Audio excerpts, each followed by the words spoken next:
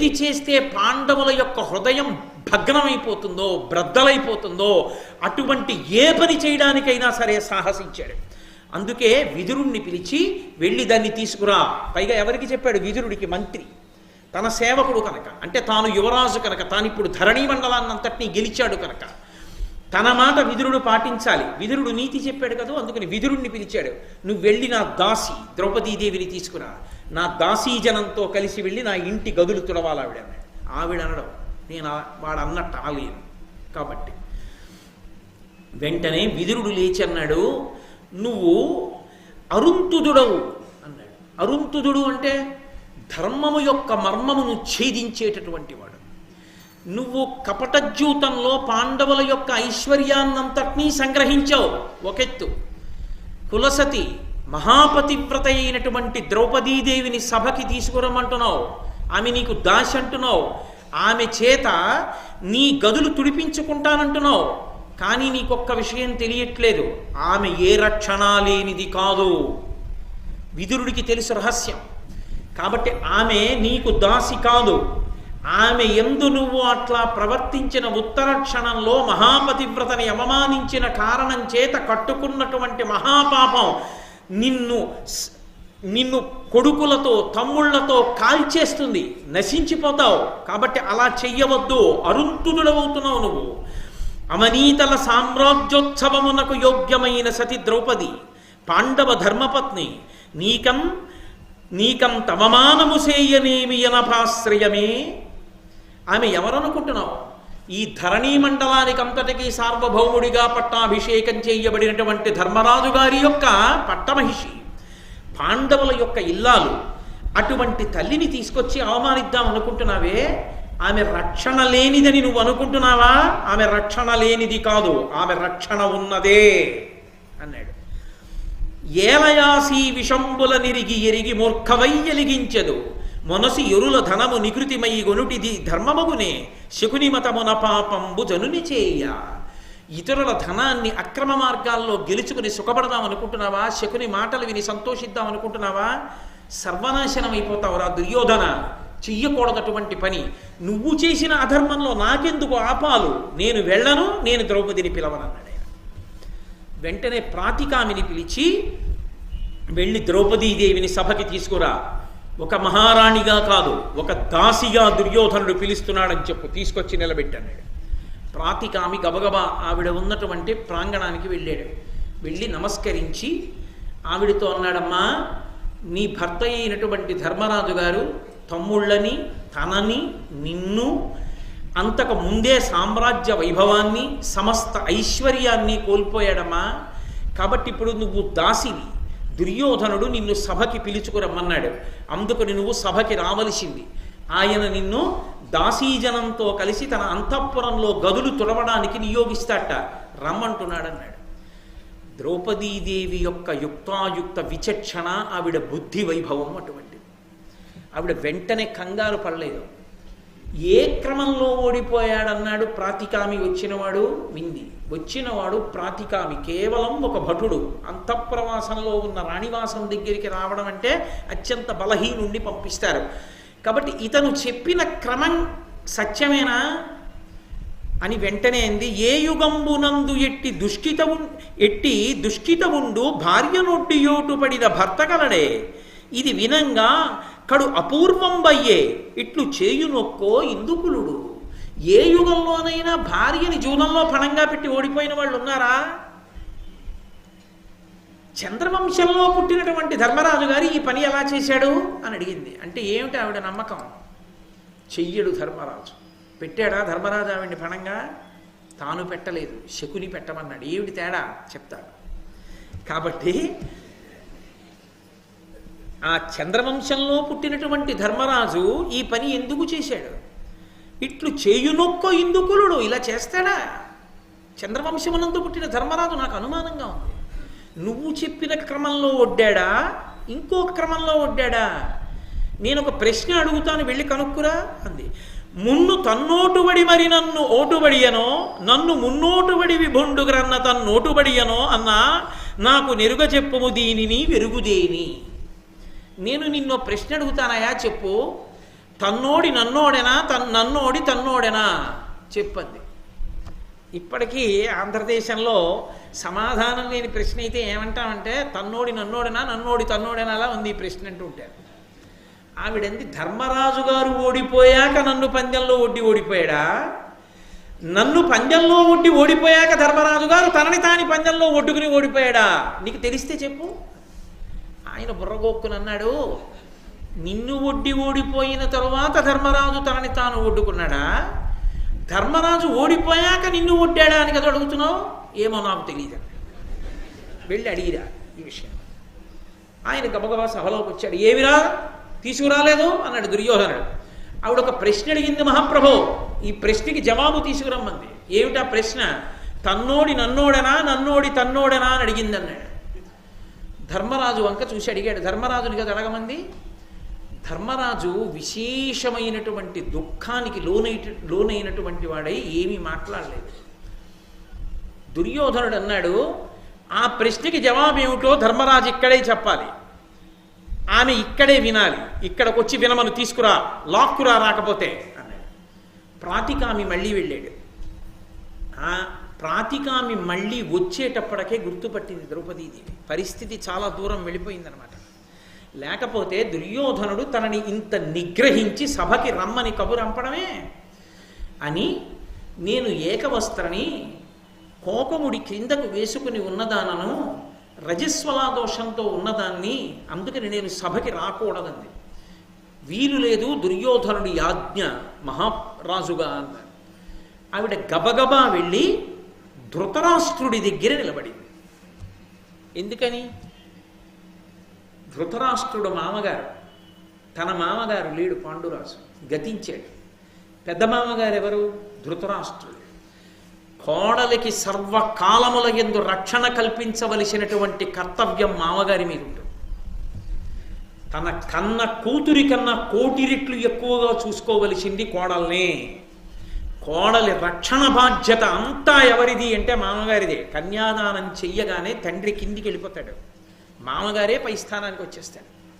మామగారిదే పెద్ద చెయ్యి, ఆయనదే ఆ కర్తవ్యం అంతా. నిజానికి తండ్రి చచ్చిపోయినప్పుడు ఎక్కువ ఏడుస్తుందా, మామగారు చచ్చిపోయినప్పుడు ఎక్కువ ఏడుస్తుందా అంటే కోడలు మామగారు చనిపోయినప్పుడే ఎక్కువ ఏడుస్తుంది.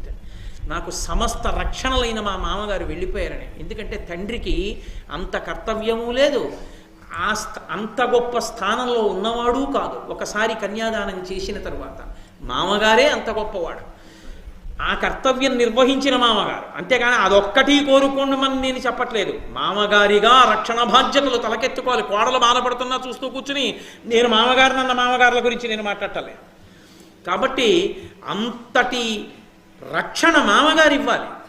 కాబట్టి ఇప్పుడు ఆమె వెళ్ళి మామగారి దగ్గర నిలబడింది. ఎందుకని? నిజంగా ఒకవేళ నా భర్త నన్ను ఒడ్డినది నిజమైతే నాకు జరగబోయేటటువంటి అవమానం నుంచి నన్ను గట్టెక్కించవలసిన కర్తవ్యం మీ మీద ఉంది. మీరు కాపాడాలి మామగారిగా నన్ను.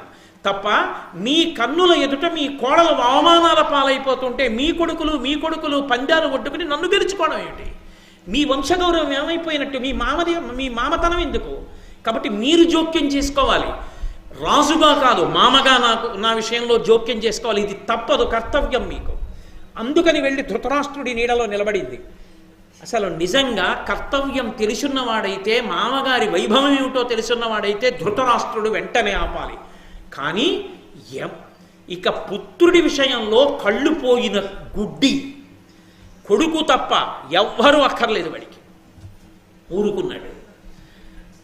ఈ ప్రశ్న చాలా పెద్ద జటిలమైన ప్రశ్న భారతంలో. నన్నోడి తన్నోడెనా, తన్నోడి నన్నోడెనా? ధర్మరాజు గారు ఓడిపోకముందు ద్రౌపదీదేవిని పందెంలో ఓడిపోయి ఉంటే ధర్మరాజు గారు ద్రౌపదీదేవిని ఓడిపోయాడు, ఆమె దాసి. ధర్మరాజు గారు ముందు తనని తాను ఒడ్డుకుని ఓడిపోతే ఆయనే దాసుడు, ఆయనకి ఇంకా ఐశ్వర్యం ఎక్కడుంది? ఆయనకి ఒడ్డే అధికారం లేదు. ఇక స్వతంత్రంగా ఆడే అధికారమే లేదు. ఆడే అధికారం లేని వాడికి ఒడ్డే అధికారం ఎక్కడుంది? కాబట్టి ఇక తను ఒడ్డకూడదు కాబట్టి తాను ఊరుకున్నాడు. ఇప్పుడు తనకి యజమాని దుర్యోధనుడు, యజమాని ప్రతినిధి శకుని. శకుని ఏమన్నాడు? పాంచాలకాంత ఉంది కదా, ద్రౌపదిని ఉడ్డన్నాడు. నేను వడ్డను అనకూడదు. ఎందుకని? తన యజమాని చెప్పిన పని దాసుడు చెయ్యాలి, ధర్మానికి కట్టుబడ్డాడు. ఇప్పుడు తప్పు శకునిదా, తప్పు ధర్మరాజుదా? తప్పు శకునిది, తప్పు దుర్యోధనుడిది. కులకాంతని పణంగా పెట్టించిన వాడు దుర్యోధనుడు తప్ప ధర్మరాజు కాడు. తెలియక ఎవరైనా ధర్మరాజు భార్యను ఒడ్డాడంటే వాడికి అంటుకుంటుంది ఆ పాపం తప్ప తప్పు దుర్యోధనుడికి వెళ్ళింది. అందుకే సమూలంగా నశించిపోయాడు అటువంటి శకుని, అటువంటి దుర్యోధనుడు ప్రాణాలు పోగొట్టుకున్నారు. అందుకన్నాడు విదురుడు, ధర్మము యొక్క మర్మస్థానం భేదింపబడుతోంది నీ వల్ల, చెయ్యకూడని పని చేస్తున్నావు అన్నాడు. కాబట్టి ధర్మరాజు ద్రౌపదీదేవిని ఓడిపోలేదు. ఓడిపోవడానికి అధికారం ధర్మరాజు కోల్పోయాడు, తాను దాసుడైపోయాడు. కాబట్టి ఇప్పుడు ఒడ్డే అధికారం లేదు. ఒడ్డే అధికారం లేకుండా ఒడ్డినవాడు ఒడ్డినట్టే కాదు కనుక ద్రౌపది ఓడలేదు కాబట్టి ఆమె స్వతంత్రురాలు. ఆమె తన ఇంటికి తాను వెళ్ళిపోవచ్చు.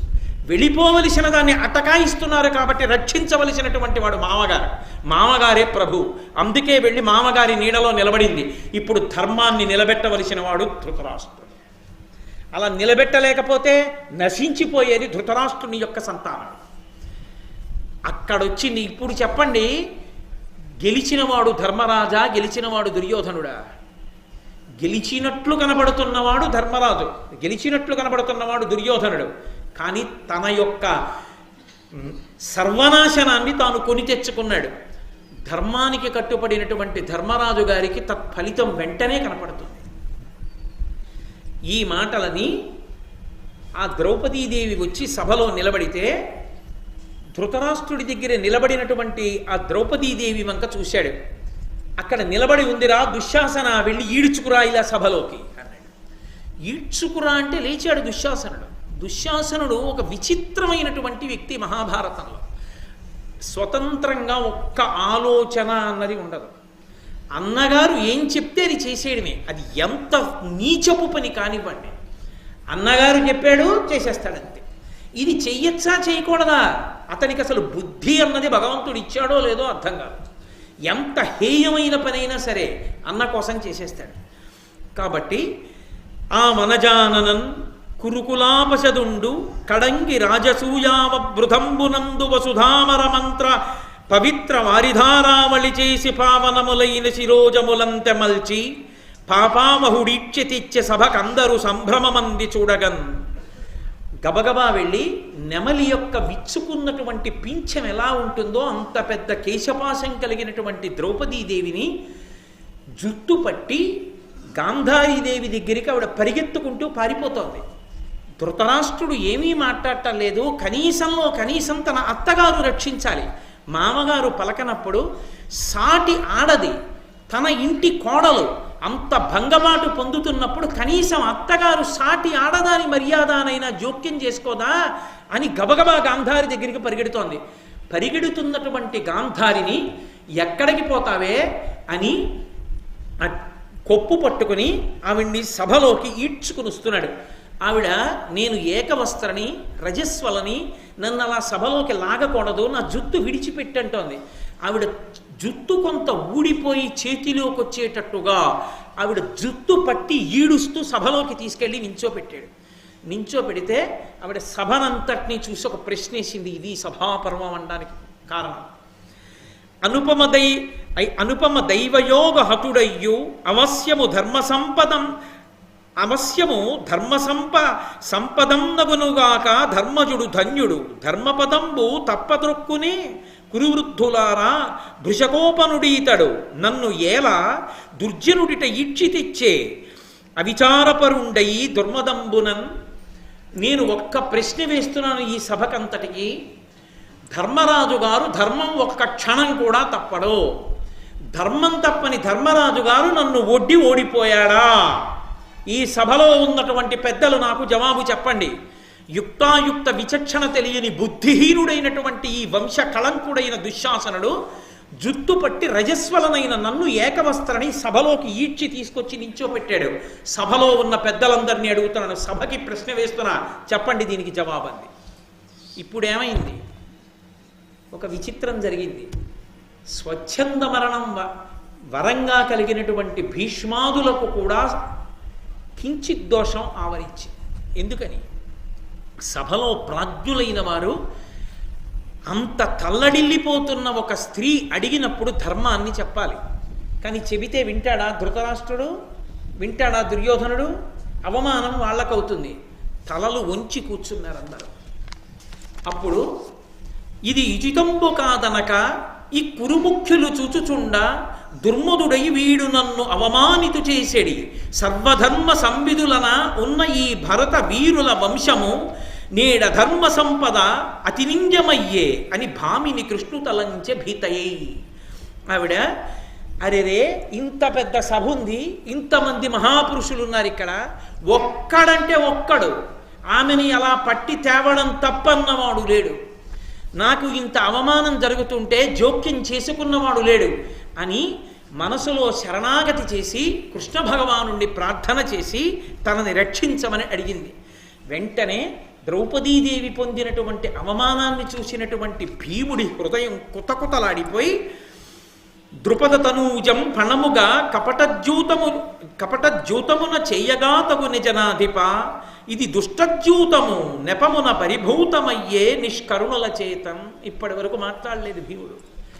అన్నయ్య రాజ్యం ఒడ్డావు, మేం మాట్లాడలేదు. మమ్మల్ని ఒడ్డావు, మేం మాట్లాడలేదు. ఎక్కడో అంతఃపురంలో ఉండవలసిన కులకాంత మన కోసం ఎన్ని కష్టాలు పడింది, మహాపతివ్రత, ఆమె నుడ్డేవన్నయ్య. కళ్ళ ముందు ఎన్ని కష్టాలు పడుతోందో చూడన్నయ్య. ఎందుకు, ఏం చెయ్యగలం? దుర్యోధనుడి దాసులమైపోయాం.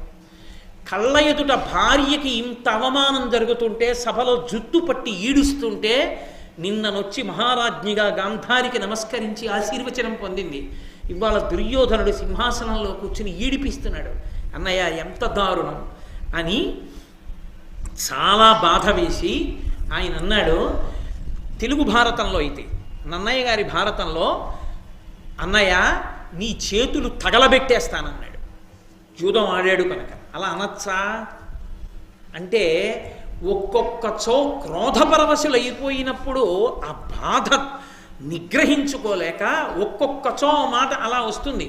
రామాయణంలో సీతమ్మ తల్లి రాముణ్ణి అరణ్యవాసానికి తీసుకెళ్ళమని ఎంత బ్రతిమాలినా ఆయన ఒప్పుకోలేదు. నువ్వు ఇక్కడే ఉండు, నేను అరణ్యవాసం చేస్తాను, నువ్వు కష్టపడడం ఎందుకు, మా నాన్నగారు నిన్ను తీసుకెళ్ళమనలేదు, నన్ను అరణ్యవాసం చేయమన్నారన్నాడు. ఆవిడంది విని విని విని విని కింత్వామన్యత వైదేహ పితామే మిథిలాధిప రామజామాతరం ప్రాప్య స్త్రియం పురుష విగ్రహం. అరణ్యంలో పులులుంటాయి, సింహాలుంటాయి, ఏనుగులుంటాయి, అక్కడికి వెడితే అవి పుడుస్తాయి, ఇవి పుడుస్తాయి, అక్కడ అవరుస్తాయి ఇవరుస్తాయి అంటావేంటి? పక్కన నువ్వు లేవు, మహావీరుడివి భర్తవి, నువ్వు ఉండగా నాకు వాటితో బెంగేంటి? అవి ఉంటాయి నన్ను భయపెడతావేంటి? నాకు నిన్ను చూస్తే ఓ అనుమానం వస్తోంది, మా నాన్నగారు నన్ను ఆడదాన్ని ఎవరైనా పురుషుడికిచ్చి కన్యాదానం చేస్తామని ఆలోచించి నువ్వు పురుషుడు అనుకుని స్త్రీ రూపంలో ఉన్న పురుష రూపంలో ఉన్న స్త్రీవైన నీకు కన్యాదానం చేశారు, నువ్వు ఆడదానివి, నన్ను ఎక్కడ రక్షిస్తావు అనొచ్చా? మరి సీతమ్మ అనకూడదు అని సిద్ధాంతం చెయ్యాలి అంటే అంత కష్టంలో ఉన్న ఏ ఆడది భర్త దగ్గర స్వతంత్రంగా అలా మాట్లాడదు. భర్త దగ్గర స్వతంత్రంగా భార్య మాట్లాడవచ్చు. కష్టమైన, సుఖమైన, సంతోషమైన ఏదైనా ఆడది పంచుకోగలిగింది భర్తతోటే. ప్రతిదానికి వేలు పెట్టి నియంత్రించడానికి మనం సరిపోం. సీతమ్మ తల్లి ఆ కష్టంలో రాముడిని విడిచిపెట్టి ఉండలేక రాముడితో ఆ మాట అందనుకోండి, అది దంపతుల మధ్య జరిగినటువంటి ఒక సన్నివేశంగా ఆవిడ బాధ తట్టుకోలేక అలా ఆయన్ని దెప్పి పొడిచిందని తీసుకోవాలి తప్ప, అన్నన్నా సీతమ్మ అని ఇలా ముక్కుని వేలేసేసుకుని వెంటనే తీర్పులు చెప్పక్కర్లేదు దానికి. అలా నన్నయ్య గారి భారతంలో భీముడు అన్నాడు అని అనుకున్నాం అనుకోండి, వెంటనే దానికి భీముడు అలా అనొచ్చా అని పెద్ద సిద్ధాంతం చెయ్యక్కర్లేదు. కానీ వేదవ్యాసుడు రచించినటువంటి సంస్కృత భారతమునందు మాత్రం భీముడు ధర్మరాజు చేతులు తగలబెడతానని అనలేదు. సహదేవుణ్ణి పిలిచి నిప్పు పట్రా నా చేతులు కాల్చుకుంటానన్నాడు. ఎందుకని? ఒరే, ఈ చేతులు గరిమెడాకులు, వజ్రముతో సమానమైనవి. ఆ ద్రౌపదీదేవి యొక్క జుత్తు పట్టి ఈడుస్తున్నటువంటి దుశ్శాసనుడి గుండెలు బద్దలగొట్టేయద్దు. నేను ఇప్పుడే ఇక్కడే అమ్మేశాడ్రా, నన్ను దాసుణ్ణైపోయాను. ఎందుకు ఈ చేతుల బలం? దిక్కుమాలిన చేతులు ఉంటే ఎంత, ఊడితే ఎంత. సహదేవా అగ్ని పట్రా, కాయి చేసుకుంటానన్నాడు. సంస్కృత భారతంలో ఆవ్యగ్రత, ఆంధ్ర భారతమునందు ఈ వ్యగ్రత, ఏదైనా భీమసేనుడి యొక్క ఆర్తిని అర్థం చేసుకోవాలి తప్ప పెద్ద తీర్పులు చెప్పడానికి వీల్లేదు. సంస్కృత భారతానికి ఆంధ్ర భారతానికి కొద్ది తేడాలు కనపడుతూ ఉంటాయి. కాబట్టి వెంటనే అర్జునుడు అన్నాడు, ధర్మతును జుండు ధర్మము తప్పిన ధరణీతలం బెల్ల తల్లడిల్లు తగిలి సుహృజ్యూత ధర్మయుద్ధములకు పరులచే పిలువంగబడి విభుండు గడగక విముఖుండు కాజనదని శుభక్షాత్ర ధర్మంబు లోకంబునందు నిలిపే దానిది పతి నేరమియే దైవ వైపరీత్యంబైన వనరదగునే గురుల ధర్మపరుల కోపించి ధీరుల అతిక్రమింతురే తదీయ నిత్య ధర్మ గౌరవం బధార్మికులకు చున్న పరుల చేత చెరుపబడియనిట్లు. ఓయ్ భీమసేన, నిజంగా ధర్మరాజు గారే ధర్మం నుంచి కొద్దిగా వైక్లభ్యం పొంది పక్కకు వెళ్ళిపోతే ఈ ధరణీమండలం అంతా సంచలించిపోతుందయా. ఆయన ధర్మం తప్పుతాడా? సుహృద్యూతానికి పిలిస్తే ప్రభు అయినటువంటి వాడు రాను అనకూడదు కనుక స్నేహపూర్వకంగా ఆడుకుందాం రమ్మన్నారు కాబట్టి వచ్చాడయా. కపట జ్యూతంలో గెలిచారయా వాళ్ళు, నిజమైన జ్యూతంలో వాళ్ళు గెలవలేదు. కానీ దైవం ఒక్కొక్కసారి ఇటువంటి పరీక్ష పెడుతుంటుంది. ఆ పరీక్షకి మనం అందరం వశవర్తులమైపోయాం. అంత మాత్రం చేత గురులా అంటే గురువు గారిని అని కాదు, గురువు అంటే పెద్దవాడు అని, లఘువు అంటే చిన్నవాడు అని. కాబట్టి పెద్దవాళ్ళని అధిక్షేపించి వెంటనే మాట్లాడకూడదోయ్, అది దోషం అవుతుంది. కాబట్టి నువ్వు అలా మాట్లాడకూడదు, ధర్మరాజు గారు మహాధర్మం కలిగినటువంటి వాడు అన్నాడు. వెంటనే వికర్ణుడు లేచి నిలబడ్డాడు. వికర్ణుడు అంటే కర్ణుడి కొడుకు అనుకుంటుంటారు చాలామంది, కాదు. దుర్యోధనుని యొక్క 99 మంది తమ్ముళ్లలో వికర్ణుడు ఒకడు. వికర్ణుడు ఒక పెద్ద మెరుపు మహాభారత సభాపర్వంలో. ఆయన ఒక్కడే ధర్మం మాట్లాడాడు, ఎవరూ మాట్లాడనప్పుడు ఆయన లేచి మాట్లాడాడు. ఆయన అన్నాడు, ఎల్లవారు నెరుగనొల్లని ధర్మము బేలా నీకు చెప్పనేలవలసే చిరుతమానికింత తరుసంటి పలుకులు సన్నే వృద్ధజనములు ఉన్న చోట. కర్ణుడు తిప్పి పొడిచాడు వికర్ణుడిని, తీర్పు చెప్పాడు. వికర్ణుడు అన్నాడు, అసలు ఈ ఆడినటువంటి జ్యూతం కపట జ్యూతం, ఇది ధర్మం అనేటటువంటి దానికి లొంగదు. ఎందుకో తెలుసా? జూదము, వేట, మద్యపానము, తిండిపోతుతనము, ఈ 4 కూడా అధార్మికములే. కాబట్టి జూదమాడడం అనేటటువంటిదే అధర్మం, అదేం ధర్మం కాదు. కాబట్టి అందులో ఓడినవి ఓడినట్టు కాదు, గెలిచినవి గెలిచినట్టు కాదు. అందులో ఓడిపోబడినటువంటి ద్రౌపదీదేవి ఎలా ఓడిపోయినట్టు? ఆవిడ ఓడిపోబడలేదు, ఆవిడ మహా పతివ్రత. అటువంటి తల్లిని ఈ సభలోకి తీసుకొచ్చి ఇలా ప్రవర్తించడం చాలా అసహ్యకరమైనటువంటి విషయం. పెద్దలైనటువంటి వారందరూ వెంటనే జోక్యం చేసుకుని ఈ విషయాన్ని ఆపు చెయ్యాలన్నాడు. కర్ణుడు అన్నాడు, పెద్దలైన వాళ్ళందరూనేమో జరుగుతున్న దాన్ని అంగీకరించారా? భీష్మ ద్రోణులలా కూర్చున్నారా? ధర్మరాజే ఓడిపోయానని కూర్చున్నాడా? మాట్లాడకుండా తగుదునమ్మా అని నిన్నగాక మొన్న పుట్టిన నువ్వు పైకి లేచావా? లేచి మాట్లాడుతున్నావా అని ఎగదొయ్యడం అంటారే, ఆ మాట ఒకటి అన్నాడు. అసలు ఈమెని సభనికి ఈడ్చి తేవలసిన అవసరమే ఉంది? అంత గౌరవం ఇచ్చి ఈమె నేను రజస్వలని ఏకవస్త్రని అంటే పెద్ద జుట్టు పట్టి ఈడ్చి తేవాలేంటి? ఆమె బంధకి అంటే జారురాలు, 10 మందితో తిరిగే స్త్రీ.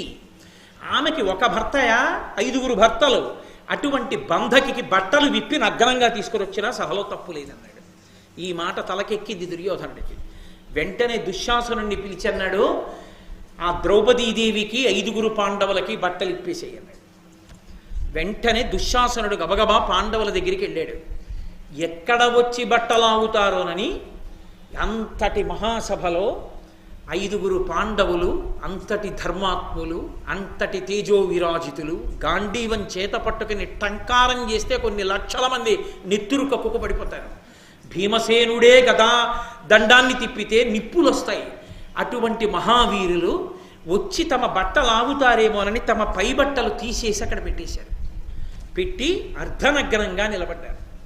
నిలబడితే ఆ దుశ్శాసనుడు వికవిక నవ్వాడు. నవ్వి ద్రౌపదీదేవి వైపుకి ఎడుతున్నాడు ఆవిడ యొక్క వస్త్రములు ఊడదీయడానికి. అయితే కర్ణుడికి ఈ ఆలోచన ఎందుకు? ఈ ఆలోచన ఎందుకు వచ్చింది కర్ణుడికి అంటే, సర్వనాశనం అవ్వడానికి భగవంతుడు అలాంటి ఆలోచనలు పుట్టిస్తాడు. 1. 2, కర్ణుడికి ఎంతసేపటికి పగ అర్జునుడి మీద. అర్జునుడంటే విపరీతమైన కక్ష. ఎదురుగుండా అర్జునుడిని యుద్ధంలో ఇప్పటి వరకు తాను గెలవలేదు. ఇప్పుడు వాళ్ళని ఓడించారు, దాసుల్ని చేశారు. కానీ కాలం ఒక్క రీతిగా ఉండదు. ఏం జరుగుతుందో, ఏ కారణానికైనా పాండవులు కాని స్వేచ్ఛ పొందారా, నాగుపావుల తలల మీద పెట్టిన కాలు తీసినట్టే. శాశ్వతంగా రాజ్యం వచ్చిందని చెప్పడం కష్టం. పాండవులు బ్రతికున్నన్నాళ్ళు. తన చేతికి మట్టి అంటుకోకుండా పాండవుల 5గురు అక్కడికక్కడ చచ్చిపోవాలంటే ద్రౌపదీదేవికి పరాభవం జరిగితే 5గురు భర్తలు ఉండి తమ కన్నుల ఎదుట తమ భార్య బట్టలు ఇప్పేస్తే చూస్తూ ఉండలేమని వెంటనే ప్రాణాలు విడిచిపెట్టేస్తారు పాండవులు. 5గురు పాండవులు చచ్చిపోతే రాజ్యము శాశ్వతం, తన కక్ష తీరుతుంది. అందుకు ద్రౌపదీదేవి బట్టలు విప్పమన్నాడు. ఎవడి కక్ష వాడిది. ధర్మం వదిలేస్తే, కట్టుబాటు వదిలేస్తే, నాగరికత వదిలేస్తే, మనుష్యత్వాన్ని వదిలేస్తే ఎంత ఘోర కృత్యాలకైనా దిగజారిపోతారు. ఇన్ని జరుగుతున్నా కళ్ళు పోయాయేమో కానీ చెవులున్నాయిగా. వింటున్నవాడు జోక్యం చేసుకోలేని దౌర్భాగ్యుడు రాజైతే ఆ గుడ్డిరాజు వల్ల వచ్చింది ఈ కథ అంతా. కాబట్టి ఇప్పుడు వెంటనే దుశ్శాసనుడు గబగబా ఆవిడి దగ్గరికి వెళ్ళి, ఇది సేయగాదని మది విచారింపగా సద్గర్హితుండు దుశ్శాసనుండు నెట్టన ద్రౌపది కట్టిన పుట్టంబు సభలోన విచ్చెన ఆశంకలేక ఎడుగక ఎలువంగబడి ఉన్న అపనీతమైన తద్వస్త్రంబు నట్టి వలువ లలితాంగి జగనమండలమును బాయక ఒప్పుచునున్న అయ్యువిధ చూచి సభ్యులెల్లా ఉదిత సమ్ముదులైరి దుశ్శాసనుండు వస్త్రచయము పర్వతోపమానమైన నులువంగనోపక ఉడిగె లజ్జ పొంది ఉక్కు దక్కి. ఆ దుశ్శాసనుడు నిస్సిగ్గుగా వెళ్ళి 2 చేతులతో పమిటకి అడ్డుపెట్టి తన శరీరాన్ని కాపాడుకుందామని ప్రయత్నం చేస్తున్నటువంటి ద్రౌపదీదేవి యొక్క పవిట కొంగు పట్టుకుని ఆమె చీర ఒలిచేస్తుంటే, ఆమె అసలే ఏకవస్త్ర రజస్వల.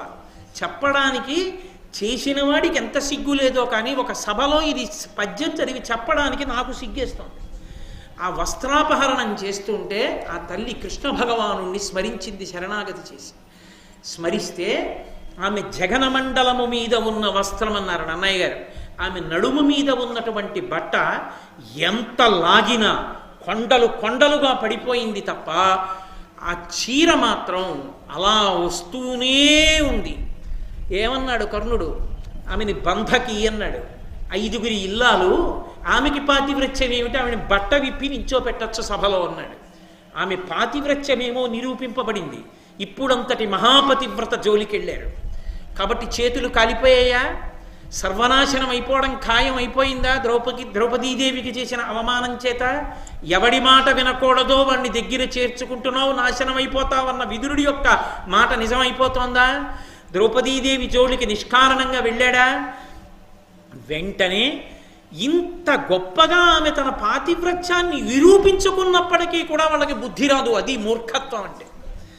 వెంటనే భీముడు లేచి కురువృత్త బాంధవులనేకుల్ చూచుచుండన్ మదోద్ధురుడై ద్రౌపదినిట్లు చేసిన కలున్ దుశ్శాసను లోకభీకరలీలన్ వధించి తద్విపుల వక్షశైల రక్తౌగ నిర్జరముర్వీపతి చూచుచుండ అని నాస్వాదింతు నుగ్రాకృతిన్ అని ప్రతిజ్ఞ చేశాడు.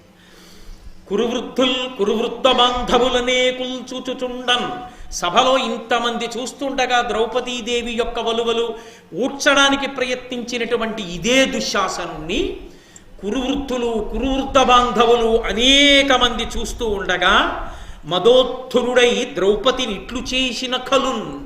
ద్రౌపదీదేవి బట్టలు అన్న మాట మాట్లాడలేడు భీముడు. భర్త మనసొప్పక ఇట్లు చేసిన కలున్, ఇలా చేసిన ఈ దౌర్భాగ్యుడికి దుశ్శాసను లోకభీకరలీలం వధించి, మామూలుగా చంపను, లోకమంతా భయపడిపోయేటట్టుగా చంపేస్తాను. తద్దిపుల వక్షశైల రక్తౌఘ నిర్జరం ఉర్వీపతి చూచుచుండ. ఇదే దుర్యోధనుడు తన మేము చూస్తుండగా ద్రౌపదీదేవి బట్టలిప్పించాలనుకున్నాడు.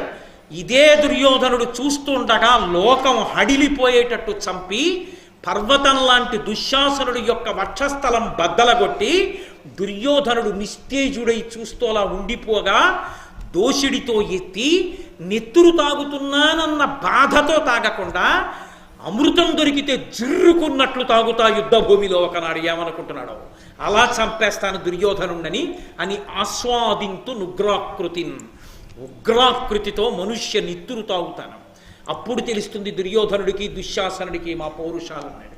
అది భీమసేనుడి యొక్క పరాక్రమం. అంటే నన్నయ్య గారి భారతంలో ఈ పద్యం విశేషమైనటువంటి ప్రఖ్యాతిని పొందింది ఆంధ్రదేశంలో. విదురుడు వెంటనే జోక్యం చేసుకుని అన్నాడు, అయిపోయిందిగా దుశ్శాసన మరణం నిర్ణయం అయిపోయింది. సుమతులు పాంచాలీ ప్రశ్నమునర్థము నేర్పడం విచారింపుడు, పాపము వందు ధర్మ సందేహము తీర్పని నాడు సభ్యులకు సజ్జనులకు. విదురుడన్నాడు, ఆ తల్లి అడిగింది, నన్నోడి తన్నోడెనా తన్నోడి నన్నోడెనా అని అడిగింది. ధర్మరాజు చెప్పలేదు. వికర్ణుడు చెప్తే నోరు మూశారు, నేను చెప్తే మాట్లాడలేదు. ధర్మరాజు ముందు ఓడిపోయాడు కనుక ద్రౌపదీదేవి దాసి కాదు, రక్షణ లేనిది కాదని చెప్పాను, సమర్థించలేదు. సభలో ధర్మం తెలిసున్న వాళ్ళు మాట్లాడకపోతే ధర్మం తెలిసి మాట్లాడనటువంటి పాపము కట్టి కుడిపేస్తుంది, అందుకు వెళ్ళిపోవలసి వచ్చింది భీష్మాచార్యుల వారు. మాట్లాడలేదనడానికి వీల్లేదు, మాట్లాడాడు. కానీ సంస్కృత భారతంలో చాలా అద్భుతంగా మాట్లాడాడు భీష్ముడు. కానీ నిర్ణయం మాత్రం చెప్పలేదు, ఒక్కటి చెప్పి వదిలేశాడు. ఈ కౌరవులు సర్వనాశనం అయిపోతారమ్మా, ఈ ధార్తరాష్ట్రులు ఎంతో కాలం ఉండరు తల్లి, నశించిపోతారు నీకు చేసినటువంటి అపకారానికి అన్నాడు. అక్కడే చెప్పకుండా చెప్పాడు, నువ్వు ఓడిపోలేదు అని చెప్పాడు భీష్ముడు. నిన్ను ఒడ్డి ధర్మరాజు తర్వాత ఓడబడలేదు, ధర్మరాజు ముందు ఓడిపోయాడు, అందుకని నిన్ను ఒడ్డే అధికారం లేదు, నీవు దాసివి కావు అని ముందే చెప్పాడు. కాబట్టి ధర్మం చెప్పకపోతే మీ అందరూ కూడా పాపానికి వశులవుతారు. సభలో ఉండి ఎవ్వరూ మాట్లాడలేదు కనుకనే సభలో ఉన్న వాళ్ళందరూ మృత్యువును పొందడానికి కావలసిన పాపాన్ని మూట కట్టుకున్నారు. అలా మూట కట్టుకోకపోతే రేపు కురుక్షేత్ర యుద్ధంలో భీష్ముడు ఎలా ఈగుతాడు, ద్రోణుడు ఎలా పడిపోతాడు, అశ్వత్థామ ఎలా పడిపోతాడు, కృపాచార్యుడు సరే శాశ్వతుడు చిరంజీవి ఉండిపోయాడు మహానుభావుడు ఆయన. ఆ తర్వాత వచ్చినటువంటి రాజులకు కూడా, ధర్మరాజు గారి యొక్క సంతానానికి కూడా ఆయన గురుత్వం వహించినటువంటి వాడు. మిగిలినటువంటి మహావీరులైనటువంటి వాళ్ళందరూ ఎలా మరణిస్తారు? మరణించడానికి తగినటువంటి పాపం వండబడాలి. పాపం వండబడాలంటే అటువంటి దుష్కృత్యం జరగాలంటే తను గుర్తు రాకూడదు. అందుకే ద్రౌపదీదేవికి గుర్తొచ్చి వాన సంరక్షణం చేయించాడు తప్ప పాండవులకు మాత్రం గుర్తు రాలేదు కృష్ణ భగవానుడు. గుర్తొస్తే కురుక్షేత్రం జరగదు, ధర్మయుద్ధం జరగదు. కాబట్టి విశేషం ఏమిటంటే ద్రౌపదీదేవికి చీరలిచ్చాడనేటటువంటిది కృష్ణుడిచ్చాడని బాహ్యంలో కనపడుతుంది తప్ప కృష్ణుడు యథార్థమునకిచ్చినది చీరలు కాదు. బాగా గుర్తుపెట్టుకోండి. కృష్ణుడు ద్రౌపదీదేవికి చీరలిచ్చాడు అంటే ఆవిడ ఇంతకుముందు ఏమైనా వస్త్రదానం చేసిందా అండి? ఆ ప్రశ్న ఉండదు. ఎక్కడ ఎవరు ఏ ధర్మాన్ని పాటించాలో ఆ ధర్మాన్ని పాటించిన వారికి ఆ ధర్మమే వారికి రక్షణగా మారేటట్టుగా పరమేశ్వరుడు అనుగ్రహిస్తాడు. ఆమె మహాపతివ్రత, ఆమె పతివ్రతా ధర్మాన్ని పాటించింది. కర్ణుడు చెప్పినట్లు ఆమె బంధకి కాదు. మహాపతివ్రత అయినటువంటి ద్రౌపదీదేవి జోలికొచ్చినా, ఆవిడ గురించి ఇష్టం వచ్చినట్టు మాట్లాడినా, తొట్టతొదకు దుర్యోధనాదులు ఎలా చచ్చిపోయారో ఎవడైనా అలాగే చచ్చిపోవలసింది. కాబట్టి ఆమె జోలికి వెళ్ళకూడదు. అటువంటి ద్రౌపదీదేవి జోలికి వెళ్ళి వీళ్ళందరూ నిహతులైపోయారు. ఆ ద్రౌపదీదేవి జోలికి వెళ్ళినప్పుడు ఆవిడ వేసినటువంటి ప్రశ్నకి తగినటువంటి సమాధానం ధర్మరూపంగా ఇవ్వనటువంటి కారణం చేత పాపాన్ని మూట కట్టుకుని మరణానికి కావలసినటువంటి స్థితిని మిగిలినటువంటి వాళ్ళందరూ పొందారు. అందుకు పడిపోయారు కురుక్షేత్ర యుద్ధంలో. ఒక్క ద్రౌపదీ వస్త్రాపహరణం కురుక్షేత్ర యుద్ధంలో మిగిలిన వారు పడిపోవడానికి కావలసిన పాపాన్ని వండిపెట్టింది. ధర్మానికి కట్టుబడి నిలబడిపోయినటువంటి పాండవులు కురుక్షేత్ర యుద్ధంలో నెగ్గి శాశ్వత సామ్రాజ్య వైభవాన్ని అనుభవించారు. అంటే నిజానికి ఇక్కడ గెలిచిన వాళ్ళు పాండవుల, ధృతరాష్ట్రాదుల అంటే దుర్యోధనాదులు ఓడిపోయారు ధర్మం తప్పి. నిజానికి గెలిచినటువంటి వారు పాండవులే. కనుక మహానుభావుడైనటువంటి భీమసేనుడు అటువంటి ప్రతిజ్ఞ చేస్తే అడిగాడు, ఈ వికర్ణుడు బాలుడయ్యును నేర్పరించి యథావిధిన్ దేవమంత్రియవోలే ధర్మము తెల్పే, ఈతని బుద్ధి మీరేవగింపక చేకునుండిది, ఎల్లయందును ధర్మ సద్భావమొక్కనికేర్పరింపగా బ్రహ్మకైనను బోలునే. ధర్మాన్ని చెప్పడం, ధర్మ సూక్ష్మాన్ని చెప్పడం బ్రహ్మగారికి కూడా సాధ్యం కాదు. కానీ బాలుడు, చిన్నవాడు వికర్ణుడు లేచి ధర్మాన్ని చెప్పాడు సభలో. అలా మిగిలినటువంటి వాళ్ళందరూ కూడా యథార్థమైనటువంటి స్థితిని, ద్రౌపదీదేవి అడిగినటువంటి ప్రశ్నకి తగినటువంటి జవాబుని ఇవ్వవలసినటువంటి అవసరం లేదా? సభకు వచ్చి ధర్మ సందేహం అడిగిన ఎరిగి చెప్పకుండిరేని సభ్యులు అనృత దోష ఫలమునంద అర్థముందుదురు అనిరి ధర్మవేదులైన మునులు. నిండైనటువంటి సభలో ధర్మవిధులైనటువంటి వారు ఉన్న చోటికి వచ్చి ఎవరైనా ధర్మాన్ని అడిగితే తెలిసుండి కూడా చెప్పకపోతే అబద్ధమాడిన ఫలితంలో సగం వాళ్ళకు వస్తుందని ధర్మం తెలుసున్న ప్రాజ్ఞులు చెప్పారు. ఇక్కడ ఉండి చెప్పకపోతే చెప్పని వాళ్ళందరికీ పాపంలో సగం అంటుకోదా? ధర్ము వెరిగిదానిదా నుండుగా లాభ లోభ పక్షపాత లోలబుద్ధి సబల నెవ్వడేని సభ్యుడై పలుకువాడు అనృత దోషఫలమును అనుభవించు. లోభబుద్ధి చేతో లౌల్యం చేతో ధర్మం తెలిసి కూడా ఉన్నదున్నట్టు స్పష్టంగా చెప్పకుండా కొంత దాచి కొంత చెప్పి కొంత చెప్పక గుప్తంగా ఉంచిన వాడెవడో వాడు కూడా పాప ఫలితాన్ని అనుభవించవలసి ఉంటుంది. కాబట్టి సభలో ఉన్నవారు ద్రౌపదీదేవి అడిగిన ప్రశ్నకి జవాబు చెప్పండి అన్నారు. ద్రౌపదీదేవి అంది, అవ్విధంబున నొప్పి ఆ స్వయంవరంబున నాడఖిల భూపతులచే అట్లు చూడబడి పాండవుల ధర్మపత్నినై గోవిందు చెలియలినై వీని చేత ఇట్లు పరిభూతనగుచు సభామధ్యమున మహీపతులచే చూడంగబడి తిని ఇంత వడుదునే ఇప్పుడు నా పలుకులకెవ్వరు ప్రతివచనం బేల పలుకరైరి ధన్యులారా ఏన దాసినే దాసినే ఎరుగ చెప్పి పనుపుడెల్లవాని ననుచు వనరుచున్న నాపగాసుతుండు శాంతనవుడిట్టులనియ దాని చూచి.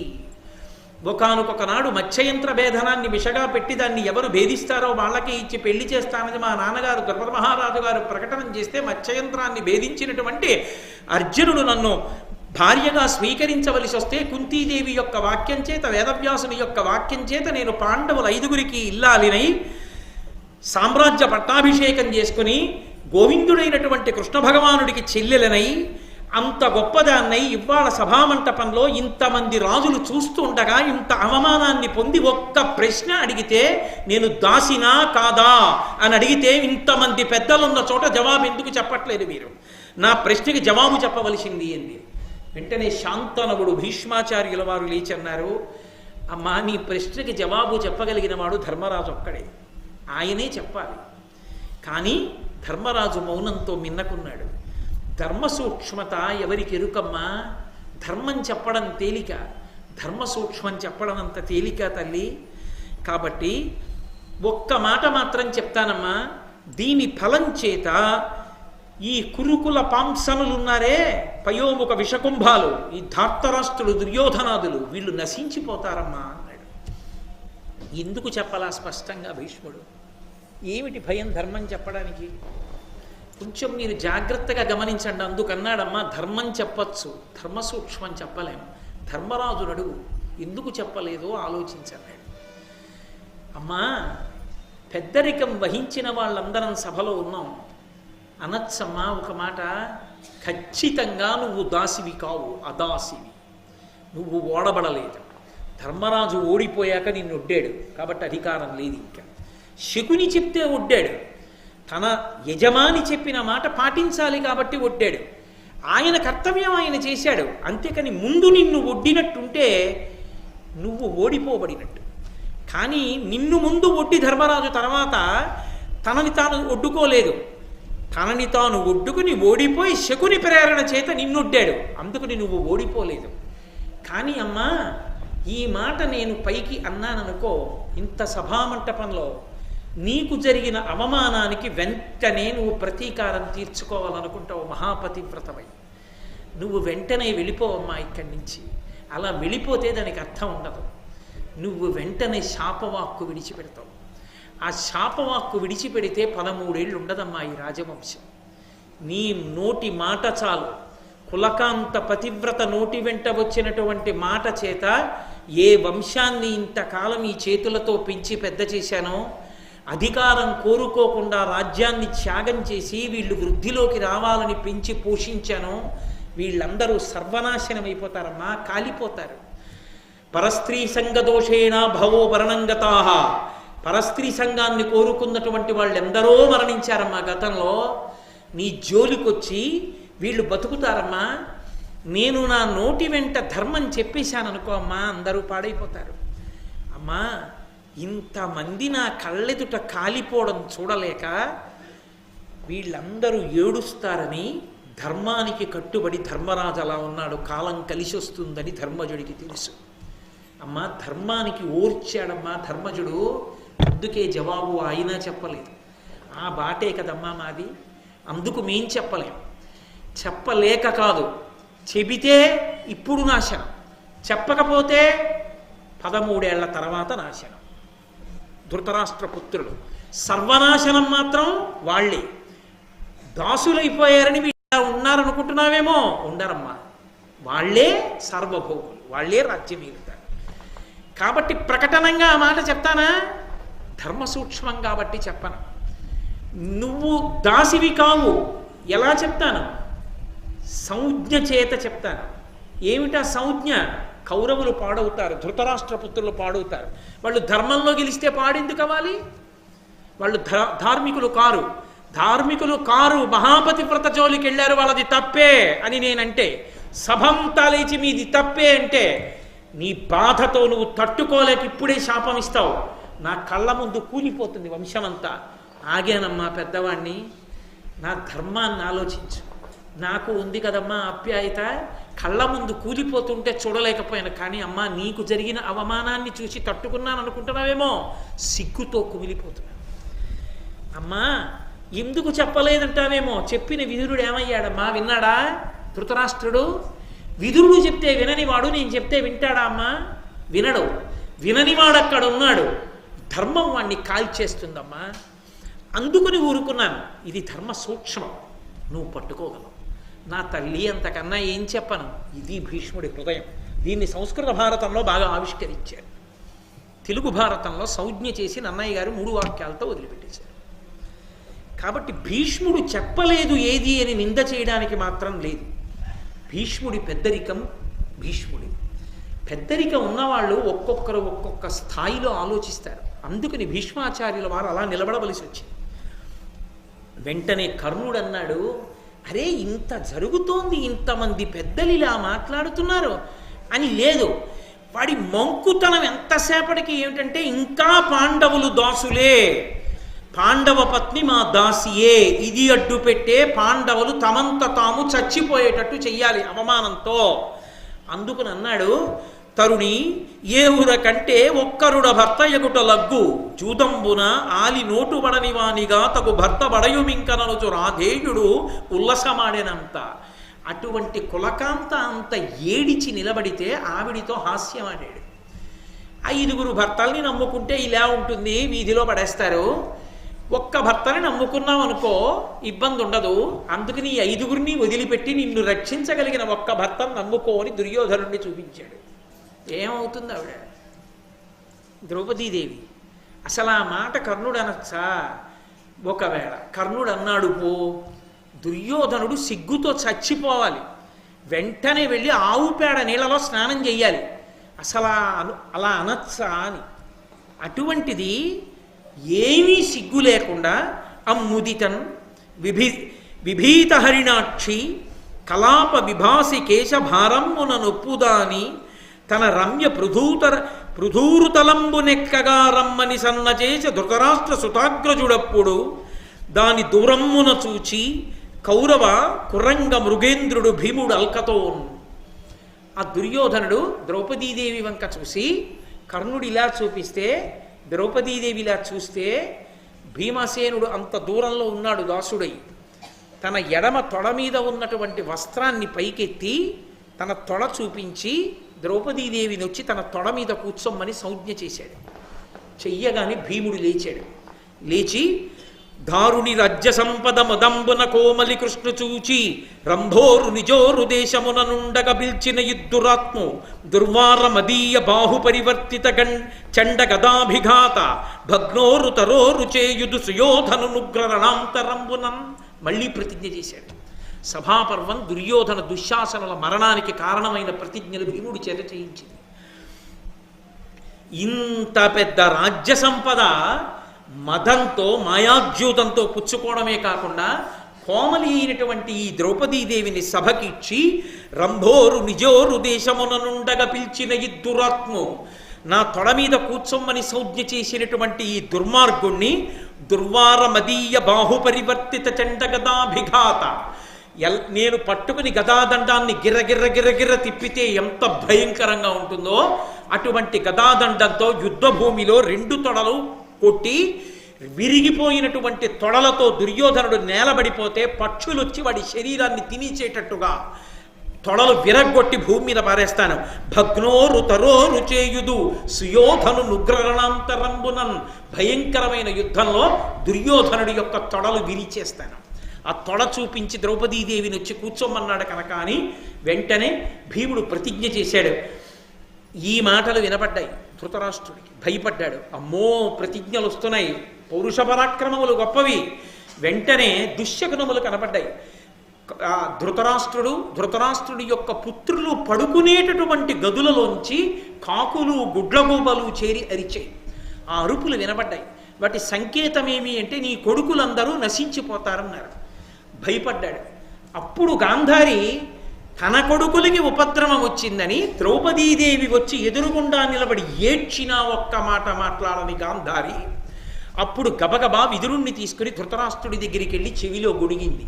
నీ కొడుకు, మన కొడుకులు చచ్చే కాలం ఆసన్నమైంది.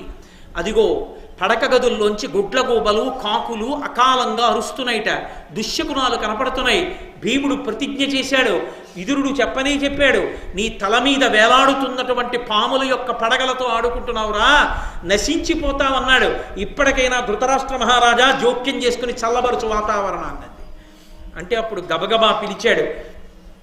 ద్రౌపదీదేవిని పిలిచి పరమపతివ్రతన్ సభ తపస్విని పాండవ ధర్మపత్ని ధర్మరత అయోనిజం ప్రకృతి మానవభామినిగా తలంచి తెప్పరములు పల్కగాతగుని బాల్యమునాదిగా దుష్ట స్వభావమునం పెరిగితివి నీ నిమిత్తమున పెద్దయు దుఃఖితులైరి పాండవుల్. అప్పుడు మొదలుపెట్టాడు దుర్యోధనుడితో మాట్లాడు. పరమపతివ్రతన్, మహాపతివ్రతరా ఆ ద్రౌపదీదేవి ఇప్పటిదాకా తెలీదా? కాకులు గుడ్లగూబులు చూస్తే తెలిసొచ్చాయా? అది ధృతరాష్ట్రుడి నయవంచకుడు. పరమ మంచివాడిగా కనబడుతూ తన కొడుకు కోసం ఎంతైనా తెగించగలడు. పరమపతివ్రతన్ సభ తపస్విని పాండవ ధర్మపత్ని ధర్మరత అయోనిజం ప్రకృతి మానవ భామినిగా తలంచి అయోనిజ అయినటువంటి దాన్ని మహాతపస్విని పాండవుల ధర్మపత్నిని సామాన్యమైన స్త్రీగా సంభావించి ఈ సభామంటపంలోకి తీసుకొచ్చి తెప్పరములు పల్కగా తగునే నీ ఇష్టం వచ్చినట్టు మాట్లాడచ్చురా. బాల్యమునాదిగా దుష్ట స్వభావనం పెరిగితివి, బాల్యం నుండి దుష్ట స్వభావంలోనే పెరిగావురా నువ్వు. నీ నిమిత్తమున పెద్దగి దుఃఖితులైరి పాండవులు, నీ వలన పాండవులు ఎన్ని దుఃఖాలు పొందుతున్నారా అని. అమ్మా ద్రౌపదీదేవి, సుందరి, నా కోడండ్రయందు అభ్యర్హితము నీవు అతిముదమున నీకుండగ ప్రియంపు చేసదా ఇందుముఖి వేడు మెద్ది ఇష్టము నీకు. ఓ చంద్రముఖ మండలం వంటి ముఖం కలిగిన దానా సుందరి, నా కోడళ్లలో కన్నా నువ్వే గొప్పదానివమ్మా. ఇప్పుడు తమ్ముడి కోడల్ని తన కోడలు అంటున్నాడు. ఇప్పటి వరకు ఏమైంది బంధుత్వం? ఇప్పుడు కూడా ద్రౌపదీదేవి మీద ప్రేమ చేత కాదు, అర్థమైంది. భీష్ముడు చెప్పేశాడు, విదురుడు చెప్పేశాడు, సభ అంగీకరించింది మౌనంతో. సర్వనాశనమైపోతారు, కాకుండా ఉండాలంటే జాగ్రత్త పడిపోవాలి. ఇప్పుడు ఏమీ తెలియని వాళ్ళే అన్నాడు, అమ్మా నువ్వంటే నాకెంతో ప్రీతమ్మా, నా కోడళ్ళందరిలో నువ్వేనమ్మా అసలు గొప్పదానివి, నీలాంటి కోడలు ఎక్కడ దొరుకుతుందమ్మా, నీకు ప్రియం చెయ్యాలనుకుంటున్నాను, నీకు ఇష్టం వచ్చిన వరం కోరుకోమ్మా అన్నాడు. ఆవిడంది, కరణతోడ నాకు వరము ప్రసాదింప బుద్ధియే నిలోక పూజితుండు మనునిభుండు ధర్మతనయుండు దాస్యంబు వలనబాయవలయు వసుమతీశ. నువ్వు నాకు వరం ఇవ్వాలనుకుంటే ఓ ధృతరాష్ట్ర మహారాజా, నా భర్త అయినటువంటి ధర్మరాజు గారి యొక్క దాస్యాన్ని విడిపించు అంది. ఏం ధర్మరాజు గారి యొక్క దాస్యం ఒక్కటే విడిపించమని ఎందుకు అడిగింది? ఒక్క మాటలో ఒక వరం అడిగితే పోలా, మేము ఎలా వచ్చామో అలా మమ్మల్ని ఇంటికి పంపేయండి అంటే అయిపోదండి. ఆవిడ ధర్మం అటువంటిది. అడగమన్నాడు కదానని గొంతెమ్మ కోర్కెలా అడగదు. మరి ధర్మరాజు గారు ఒక్కరిని ఎందుకు అడిగింది? ధర్మరాజు గారు బ్రతికుంటే దాస్యం నుంచి విముక్తుడైతే ధర్మరాజు గారి ధర్మమే మళ్ళీ మిగిలిన తమ్ముళ్ళని కాపాడుతుంది. అదే రాజ్యవైభవాన్ని తెస్తుంది. ధర్మరాజు ఆ స్థితిని పొందకపోతే రేపు ఏ కారణానికైనా రాజ్యం వచ్చినా ధర్మరాజు గారికి ద్రౌపదీదేవికి పుట్టినటువంటి కొడుకైన ప్రతివింజుడికి పట్టాభిషేకం జరిగేటప్పుడు ఆయనకి దాసుడైన ధర్మరాజు కాబట్టి ఆ ధర్మరాజు కొడుకు కాబట్టి దాసుడి యొక్క పుత్రుడు అంటారు. దాసపుత్రుడికి పట్టాభిషేకం జరుగుతోంది అంటారు కానీ ప్రతివింజుడికి పట్టాభిషేకం జరుగుతోంది అనరు. అందుకని విడిపించమని అడిగానయా నా భర్తని, ధర్మరాజుని దాస్య విముక్తుడిని చెయ్యండి. ఆయన అన్నాడు, చాలా సంతోషించానమ్మా నీ ధర్మనిరతకి, ఇంకొక వరం కోరుకో అన్నాడు. నెమ్మిని ధర్మజు నలుగురు దమ్ముల తమ యాయుధముల తమ వర్మ వరూధమ్ములయుతోడ సకల హితమ్ముగ బాయంగ వలయు దాస్యము వలన. మిగిలిన నలుగురు తమ్ముళ్ళైనటువంటి భీమార్జున నకుల సహదేవుల్ని ఆయుధాలతోటి వాళ్ళ యొక్క సమస్త సంభారములతోటి కూడా దాస్యం నుంచి విడిపించండి అండి. విడిపించేశానన్నాడు. వరం ఇచ్చానుగా కాబట్టి ధర్మరాజుని భీమార్జున నకుల సహదేవుల యొక్క దాస్యం తీసేస్తున్నానన్నాడు. తన దాస్యం విముక్తి అడిగిందా? అడగలేదు. మరి దుర్యోధనుడి దృష్టిలో ఆమె దాసిగా ఎందుకు అడగల? పాండవులు 5గురు తన భర్తలు దాస్య విముక్తులైతే తనని దాసి అని పిలవగలడా? దాసులయ్యుండగానే అలా ప్రవర్తిస్తే 2 ప్రతిజ్ఞలు చేసిన భీముణ్ణి తట్టుకోగలడా? నీ వరం నాకెందుకురా, నా భర్తల వైభవం నాకు చాలు. అది ఆవిడ పాతివ్రత్యం. అది ఆవిడికి భర్తల మీద గౌరవం. ఒక్క మాట భర్తలను అనలేదు ఆవిడ. అది ద్రౌపదీదేవి అంటే మహాతల్లి. ఆవిడ పేరు చెప్పుకుంటే పాపాలు పోతాయి, ఆవిడికి నమస్కారం చేస్తే ఉన్నత గతులు కలుగుతాయి. కాబట్టి ఆ నలుగురిని విడిపించమంది. వెంటనే ధృతరాష్ట్రుడు అన్నాడు, ఇంకొక వరం కూడా కోరుకోమ్మా, నీ ధర్మానికి చాలా మెచ్చుకున్నానన్నాడు. ఆవిడంది, వైశ్యసతికి 1 వరం, సక్షత్రియ సతికి 2, శూద్రసతికి 3, విప్రసతికి 100 వేడజన్వరములు గాక ఇంక వేడగాదు నాకు. ఓ ధృతరాష్ట్ర మహారాజా, నీకొక విషయం చెప్తాను. వైశ్యుని యొక్క భార్య అయితే 1 వరం కోరాలి, క్షత్రియుని యొక్క భార్య అయితే 2 వరాలు కోరాలి, శూద్రుని యొక్క భార్య అయితే 3 వరాలు కోరాలి, బ్రాహ్మణ పత్ని అయితే 100 వరాలు అడగచ్చు. కాబట్టి నేను సుక్షత్రియుల యొక్క భార్యని, నేను 2 వరాలే అడగాలి, 3వ వరం కోరకూడదు. అందుకని నువ్వు ఇస్తానన్నా నేను అడగాలి. నాకు ఏమి మహాతల్లి, నిజంగా ఏమి ధర్మస్వరూపము ద్రౌపదీదేవి అంటే.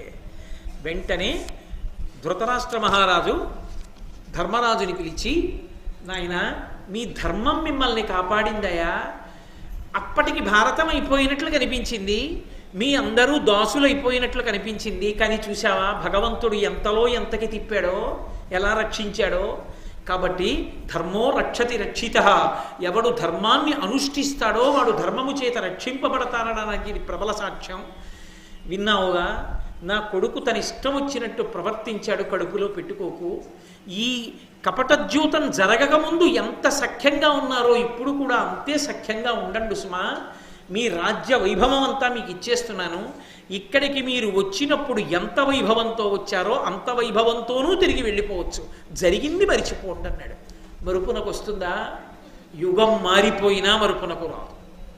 కాబట్టి అటువంటి తల్లి ద్రౌపదీదేవి యొక్క పాతివ్రత్య మహిమ చేత ఆవిడ జోలికి వెళ్ళినందుకు దుశ్శకునములు కనబడితే భయపడ్డాడు ధృతరాష్ట్ర మహారాజు. అందుకని నిజానికి రాజ్యం అంతా మళ్ళీ తిరిగి వచ్చింది. ఆ పాండుపుత్రుల యొక్క దాస్యం పోయింది అంటే ఎవరి గొప్ప? ద్రౌపదీదేవి యొక్క గొప్ప. తరుడి ద్రౌపది ఇట్లు పాండవ ధార్తరాష్ట్రులదైన భీకర పరస్పర కోప వేగము గ్రన్న బాచి విపత్తి సాగర నిమగ్నులను ధరించే ప్రకాశకీర్తుల ధీరులన్ పురుష సింహములన్ నిజేషుల పూనీ తద్దయు ప్రీతితోన్.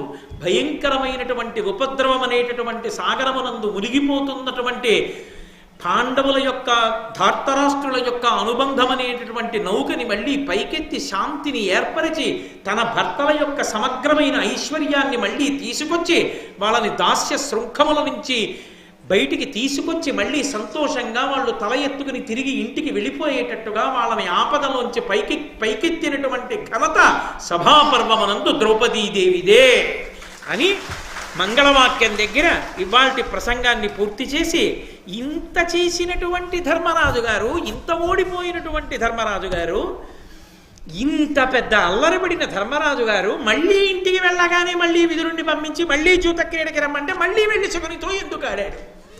మళ్ళీ ఆ ధర్మ సూక్ష్మం ఏమి, ఆ అల్లరేమి ఎందుకు జరిగింది అలా? ఈ విషయాన్ని మళ్ళీ రేపు సాయంకాలం 6:30 ప్రారంభించి కృష్ణ పరమాత్మ అనుగ్రహించినంత మేర పలికే ప్రయత్నం చేస్తాను.